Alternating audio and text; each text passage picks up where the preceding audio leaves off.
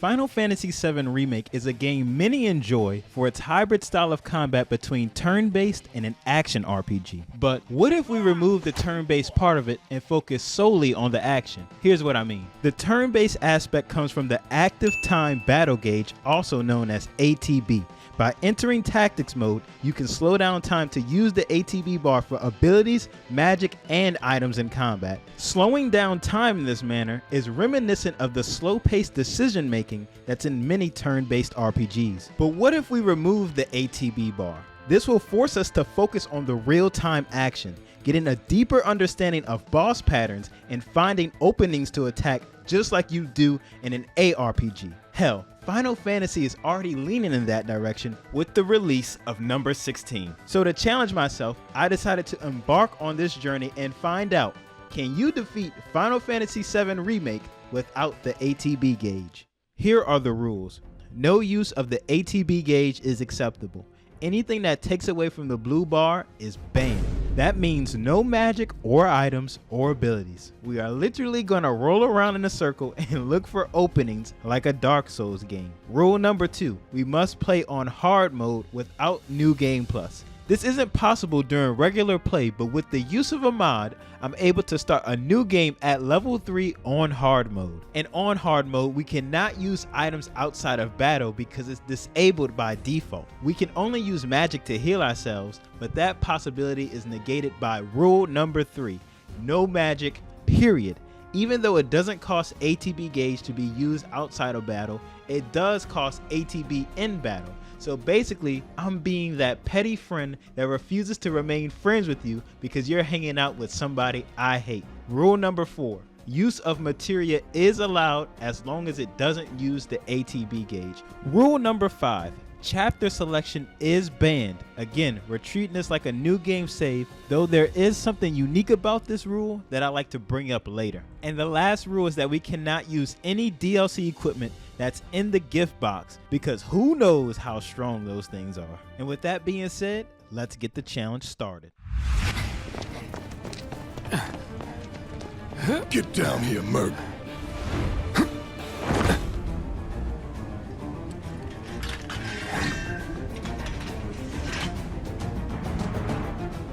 Our story starts in Medias Res, where Cloud, a hired merc, is on a mission helping the terrorist group Avalanche blow up one of Shinra's Mako reactors, and it isn't long until we're greeted with some opposition. But these guys are just the tutorial grunts, so you know it's gonna be easy for your boy to lay down that. Wow. So much for being a mercenary. I was gonna say Buster Blade, you know, lay down the Buster Blade, but this is gonna be hell, isn't it? The main issue I was having with these grunts was their burst fire skill. It's a machine gun attack that rapid fires for 2 seconds and it deletes all my HP. I can't dodge it either because the fight is literally in a hallway. Combine that with our mosquito bite damage and you can see that we start this challenge with quite the greeting. But thankfully, there's a solution. These grunts flinch at every attack we deal, so the trick is to alternate between the two so they never have the opportunity to strike. With enough patience, they both go down and we're rewarded with a massive amount of EXP, leaving us at level 7. 2 more grunts go down with the same technique and it isn't long until they up the ante with 3. See, I can't do the same strat because you can't alternate attacks between the 3 fast enough before one of them recovers to hit you. And if that attack is a burst fire, then all hell raises. Them the 12 gauges. Them the shell cases. It's lit. Anyway, it took me a few attempts until I finally figured out the trick. You have to aim your attacks in a certain way to group 2 of the grunts together to do a slight variation of the same strategy that we did before in the hallway. It was shocking to me just how much I had to work to win basic encounters this early. It was almost as if a new headache was on the horizon. Introducing the guard dog. This 4-legged abomination is the bane of my existence. Scooby over here has high mobility so you can't run from it, does massive damage so it can one-shot you, and guess what? It can't flinch. Ain't that nice? This means that it can practically interrupt you in the midst of your attacks, forcing you to deal with it. And what if I told you on top of that, it's practically impossible to dodge its attacks? See, because in most action games, when your character dodges, you have a brief moment during the animation when you cannot be harmed. This is called iframes, and iframes is what allow you to phase through attacks, getting out of the toughest situations. But in this game, there are no iframes when dodging. That means that unless we physically get out the way, we ain't dodging nothing. Nope, ain't, nope, yep, sir, no, nada. And that's a problem because this dog's attacks are hidden behind its mobility. So if I dodge early, predicting the attack, I'm hit. And if I dodge late, reacting to it, same story. Unless I dodge perfectly based off of instinct, I'm screwed. And good luck trying to do that consistently when Scooby over here is accompanied by burst firing Skaggy.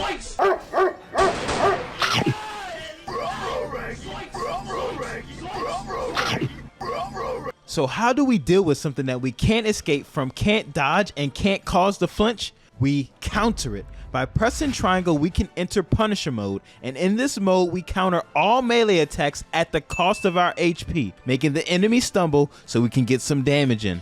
The only negative is that we lose all mobility, but who needs that when we can't escape anyway? But with this newfound tactic, we have a chance. I begin the fight by targeting the grunt, then I enter Punisher mode expecting the off-screen dog to attack, and it does. And now that the dog is stumbled, I can combo the grunt as I turn the camera to regain the visual. I counter again, giving me time to finish off a grunt, and now it's a 1v1. From there, I take my time, managing to avoid one of its attacks as I build its stagger meter, and it isn't much longer until I counter one last time, closing out the fight at level 16. And immediately, we're given the same fight, but this time accompanied with 2 grunts. I died a lot here, but this time, I knew what to do. I positioned myself in a fashion where I hit all the enemies at the same time with the counter. Then I proceed to combo Grunt 1 until the dog attacks, so I can stagger both the dog and kill Grunt 1 at the same time. Then, while the dog is staggered, I burst down Grunt 2 so we'd have another 1v1. And as I continued this dog fight, a strong premonition came upon me. What could this situation spell out for the rest of the challenge? Could this mean that there are just some attacks that we won't be able to avoid no matter what? It's true, Cloud's Punisher mode got us by this time, but that's because these dogs only did small scale melee attacks. What if the next attack is from something range, a move Punisher mode can't counter? And what if that attack is from something big, something unavoidable, something meant to be a challenge all by itself? And as those thoughts began to enter my mind, I realized that for now, the only thing I could do is move forward. As we continue, there's good news. That second dogfight jumped us all the way from level 16 to 21, and because of this increase, the Shinra troops go down with ease. Even when we're outnumbered 4-1, these grunts don't hold a candle to our new stats in combination with previous tactics. There is nothing that can stop us as we bolster our power even more by unlocking the leader of this operation, Barrett.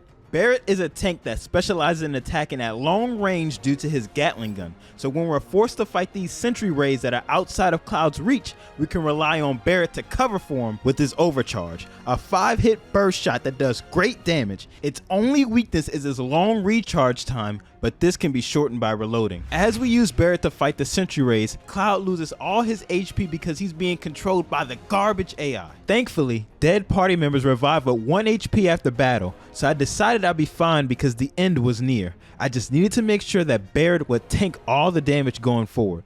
Or so I thought. The first wall, a monstrosity. The first barrier of the run, meet the sweeper. This monster serves as a tutorial for magic, teaching the player to target its innate lightning weakness, but for obvious reasons, that's out of the question. With no alternative, I was forced to do melee attacks. Cloud was only doing 1 to 2 points of damage with each strike, so I switched to Barrett, increasing our 1s and 2s with this higher rate of fire. But even then, it wasn't good enough. The sweeper has over 17,000 HP at level 50, and as it stands, we're only level 23. Thing is, its moves aren't even hard to dodge, it's just the fight is so drawn out, I'm bound to get hit. Not only do I need to dodge every attack, but I need to keep note of my AI partner's position so he wouldn't go down either. I was stuck, and so I had to do a little test. I healed myself to full HP to see it was even possible to beat this thing.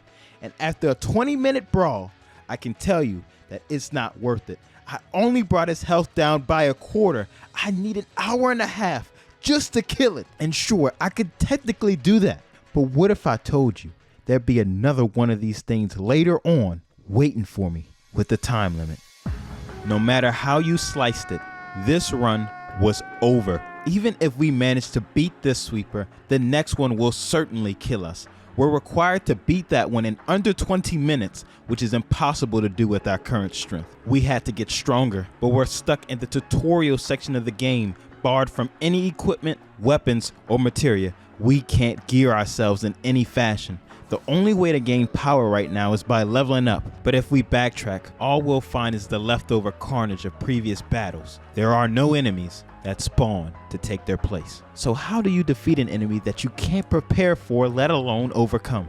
I don't know, but what I do know is that we were soft locked, unable to make any progress. But how did we get here? Soft locks are usually created by some kind of glitch or player error, but I don't recall doing any of these things. Sure, you could argue I used hard mode to get here, but I highly doubt this model was given with the intention of being unbeatable. Look no further than that golden chakra materia that's on Cloud's back. Chakra allows you to heal yourself at the cost of an ATB bar, and Keldred, the modder, placed that there, not me. Bottom line is, I did everything the game asked me to, and this is where it led me. The only option left before calling it quits was to review my footage, hoping to find a mistake somewhere, a contradiction, the cause of the soft lock. As you know, the problem was being too weak to kill the sweeper before it killed us. Without access to our gearing methods, the only way to get stronger was by leveling.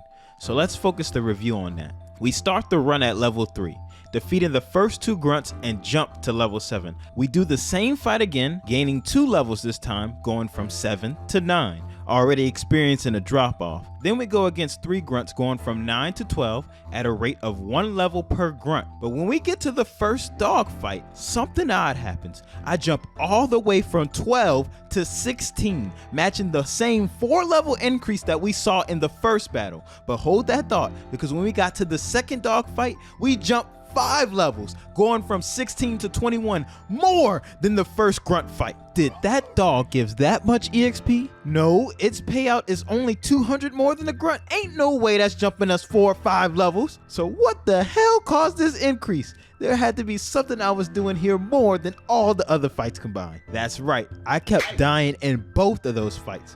But why is that important? What's so important about my deaths? You should know the answer to that already. Recall my first death. But these guys are just the tutorial grunts, so you know it's gonna be easy for your boy to lay down that. There was a message I showed you then, a detail hidden in your laughter. And it was this! This message states that any EXP we obtained before our death is retained after our respawn. That means after every failed attempt, if we killed an enemy before we died, we keep the EXP. Had I known this information, I would have taken the time to grind instead of pushing content. This oversight is what caused the soft lock. But now, my answer was clear. I started a new save and determined the best fight for max level was the 3 grunts just before the dogs. And while grinding, I discovered some bad news. The game only remembers my HP before I engaged in battle. So every time I leveled up, the game will forget my HP increases because I died, leaving me stuck at 1265 for the rest of the chapter. In the span of an hour, I jumped from 9 to 21, and that's when an idea hit me. Rule number 5, the chapter selection exception. By using chapter selection, we could cut down the grind time, and I imposed 4 rules while using this. 1, I must repeat the same chapter I was on. I may not go forwards or backwards. 2, I may not go further than the progress I made organically. 3, I may not pick up any chests or materia. 4, and when I'm done using it, I must match the current HP I was at or lower before I resume regular play. And with this rule set, not only did I keep my sanity, but I achieved something greater. This allowed me to optimize each battle before the sweeper, so I could have the best possible HP for when the run resumes. This was the breakthrough I needed. It took a few hours to execute, but eventually, I was now level 49 with 1 battle away from 50. My HP before the chapter selection was 1265 and after 1227. It was time to begin the push. Every enemy we used to have trouble with is now a complete joke. Not only because of the stat increases, but because I've rehearsed these fights to a T. I got hit no more than necessary, mitigating damage wherever I could. Example being the Sentry Ray fight. By moving Cloud into this corner, he remains hidden from the Sentry Gun's range. This allowed me to control the pace as Barret, and Cloud no longer dies from the stupid AI. All that was left was to deal with the sweeper, the reason we started this grind. Would our damage be enough? And hell yeah, flipping was, bro. We're now doing 40 to 80 damage per hit, which makes the fight manageable. I just kept myself in this blind spot, and the rest was history. The sweeper became my broom because it just got swept. The demon has fallen. Oh yeah, we're nearing the end now. The few enemies after this were nothing compared to previous encounters. Now all there was left to do was to set the bomb and blow up the reactor so we can go on and get the hell up out of here. Nope. You double-crossing! Heads up. What in the hell?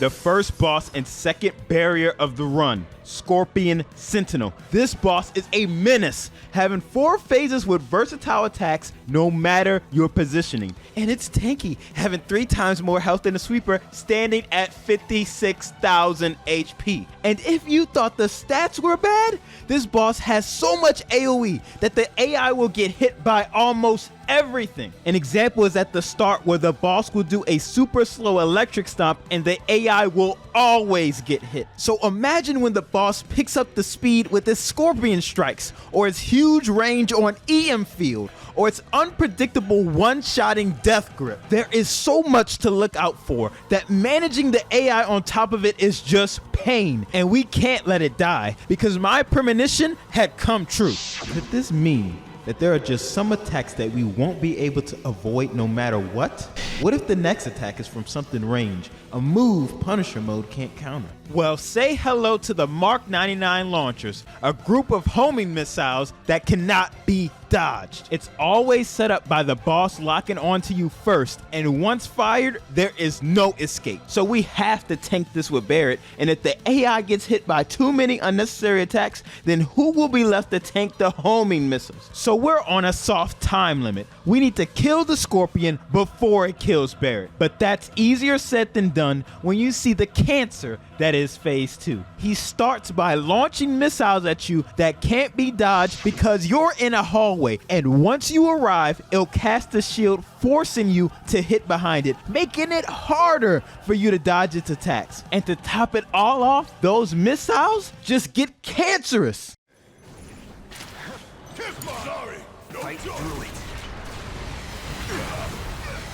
That it should have seen. It got so bad that the AI would sometimes get hit when all the missiles are aimed at me. No matter how much I optimized, I couldn't proceed past this point. The missiles were just too frequent. I seriously started having doubts as to whether this run was possible, but I was too stubborn to quit. Because at the end of the day, I was on that Christopher Columbus type of time. I was determined to colonize this game. If I wanted to win, I would need to abandon optimization and tread towards manipulation. I'm talking the fake laughing at your boss's jokes to keep your job type manipulation. I'm talking the saying I have black friends to deflect my racist activity type manipulation. I'm talking the when your girl say, "Ooh, do I look cute in this outfit?" and you nod your head in agreement knowing she look fat as hell type manipulation. That's right. If I was going to win, I would need to manipulate those Mark 99 launchers. Phase 1, The Scorpion locks onto the player before it sends out its missiles, so if we can confuse that, then our path to victory should be clear. Can the lock on itself be dodged? No, the red reticle will always land on the player. Okay, then if we have to take the lock, how much time until the missiles? 4 seconds, and by then it'll already be too late. Okay, then what about the red reticle? Does it have infinite range? What? The reticle disappeared? Did the boss lose tracking? Will the missiles come out? No? He was confused? Okay, then what about those hallway missiles? How can we avoid them? Dodge? No. Can we run? No. We'll have to learn a new technique, animation canceling. Cloud's first attack in his string will lunge him forward. So if we cancel that lunge with a dodge, we'll get there before a missile is fired. Will the same red reticle strategy from phase 1 work? No. Instead of getting confused, the boss will jump on the wall, sending that barrage of missiles our way. And what about the wall missiles? Can they be dodged? No. So we'll have to use damage control. If we put Cloud and Barret on the opposite sides of the stage, we can ensure that Cloud wouldn't get hit by the missiles targeting Barret. With all these solutions, we were surviving long enough to stagger the boss and enter phase 3, where our true counterattack begins. This phase greets us similarly to phase 2, but now the boss will use his laser instead of missiles, and this laser's a one-shot, killing a party member on the spot if it makes contact. But if you take cover behind the debris, you won't take damage. And once inside, the boss will do the same attacks up till now, but this time he'll forgo locking on. That means every time he launches those missiles, he'll do them outright with no warning, which means I can't set up Barret to tank them, so I'm forced to play as Cloud. But Cloud can't eat all of that. He'll die. There has to be a way. Wait. This could work. If you remember, the missiles always went up and then curved at a downward angle because the boss is taller than the characters and he's right next to a wall. So if we hug it while he shoots it at that angle, then we should... Yes! Now we can stagger the boss again and enter the final phase. The boss is now getting desperate, launching everything it can at us. It does not want us to win. The goal is to break his last 2 legs to stagger him so it can kill him while he's down. But no, he's healing? What? The tutorial boss fight? And he's outpacing my DPS? So if I don't kill him during this stagger, it's over. Come on. Come on. No! I've already used half the stagger. It won't kill. Think, Fly. Think. Come on. There had to be something I could do. Something that I could use to burst down damage fast.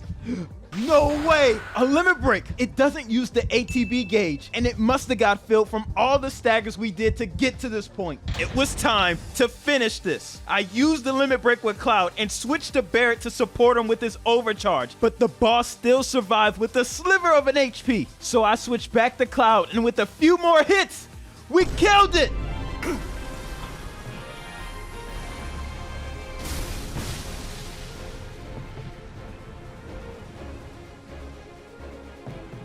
You hear that? Damn thing showed you how it's done. Come on, we've got to move. The last half of this mission is just escaping from the bomb timer we just set, and it's really easy because the timer even pauses during cutscenes. We run into a second sweeper, but by this point, ain't nothing as crazy as that boss, and we finally make it out, escaping the soft lock and completing the first Mako reactor bombing.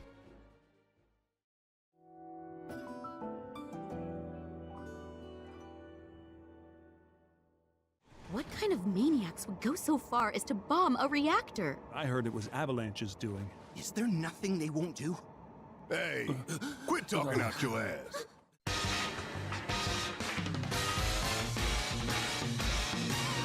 After barely escaping the Mako reaction softlock, the run enters a brief moment of respite. However, it isn't long until Shinra's propaganda begins to spread, giving the public reason to doubt Avalanche's actions. Despite this, the party decides to push on to further their ideals. Whilst preparing for the second bombing, the party is ambushed by the elite in Shinra's military.